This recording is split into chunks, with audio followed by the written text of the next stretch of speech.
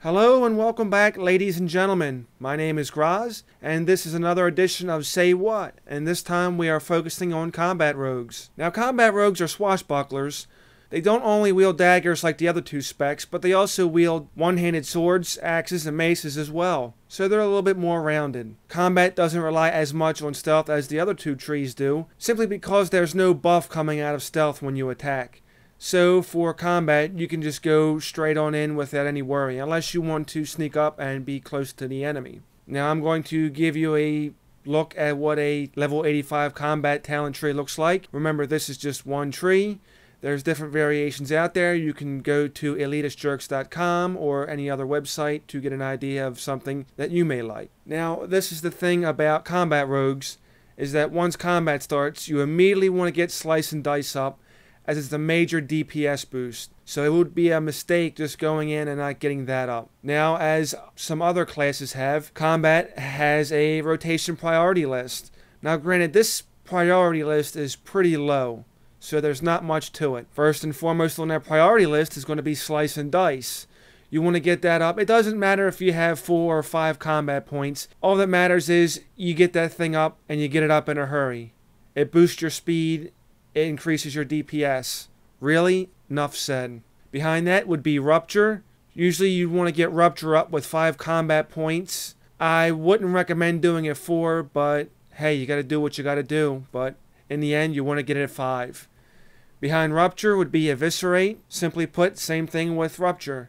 You want to go 5 definitely, but if you got to go 4, then, you know, things happen. And hey, here's your priority list. Slice and Dice, Rupture, and Eviscerate. Pretty cut and dry, right? Well, there's an ability that combat rogues have called Revealing Strike, and this increases the effectiveness of offensive finishers by 35%. You can get the glyph that will increase it to 45%, but I'll talk about that later. Revealing Strike should only be used when you have 4 combo points and are about to do Rupture or Eviscerate. It has no real effect on Slice and Dice, so right there, you don't need to use it for that. To increase the chance to enhance Rupture or Eviscerate, you can use Revealing Strike when you're about to do Slice and Dice and have 4 combo points, such that Revealing Strike debuff is present on your target for the next Rupture or Eviscerate. You must remember not to use Revealing Strike again if that next Rupture or Eviscerate is 4 combo points, or it will be a DPS loss. Not using Revealing Strike at all will be a 400 DPS loss and is not recommended. Stat weights. First and foremost is agility. As with other rogue specs, agility gives the damage increase. Of course, that comes first. Second will be yellow hit rating. Now, technically, yellow hit rating is 2% for rogues, but I'm going to recommend 11 for this. And there's going to be people out there who disagree with 11%. They're going to say, well, you don't need it, it's too much, it's overkill. Yeah, that may be true to some degree, but by getting your hit rating to 11%, it's going to make sure all your abilities and some abilities that are technically classified as spellcasting, it's going to make sure that they all hit. So instead of putting that 11% further down on the list, I say just get to 11% yellow hit rating and then go from there. Technically, 11% is past the yellow hit rating. So I would say just get your hit rating to 11%.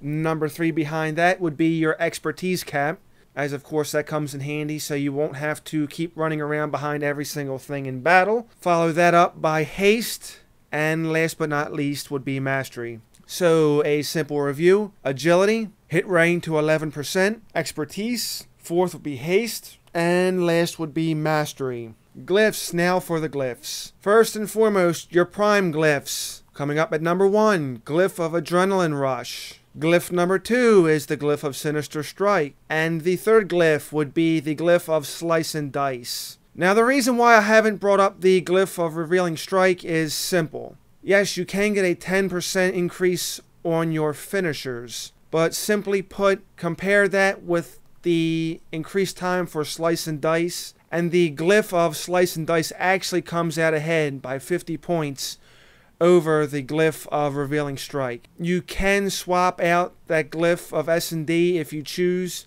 It's really up to you. I would kind of recommend going with Slice and Dice though. Now, your major glyphs. Glyph of Tricks of Trade, followed by the glyph of Blade Fury. Number 3 would be the glyph of Feint. Follow that up by number 4 with the glyph of Sprint.